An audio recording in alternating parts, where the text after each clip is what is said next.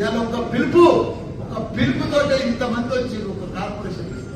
ఇంకా సగం మంది జర కన్ఫ్యూజ్ ఉండి రాలే, లేకపోతే ఇవాళ కాదు ఇంత పెట్టాలంటే సరిపోదు.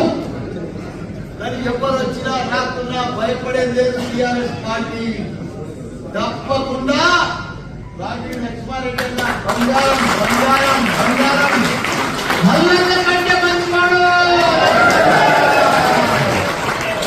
ఎందుకంటే మల్లన్న కంటే మంచివాడు, నాకంటే కూడా ఎక్కువ సేవ చేసి ఎంతో మందికి పేదలకు ఆపరేషన్ చేయించాడు.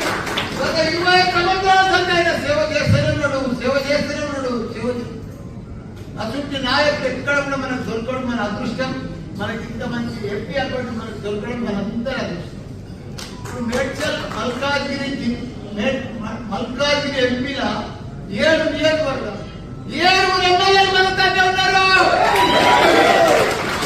కార్పొరేటర్లు అంతా బీఆర్ఎస్ఏ. 7 నియోజకవర్గాల్లో కార్పొరేటర్లు అంతా కూడా బీఆర్ఎస్. 200 మంది చిల్లర.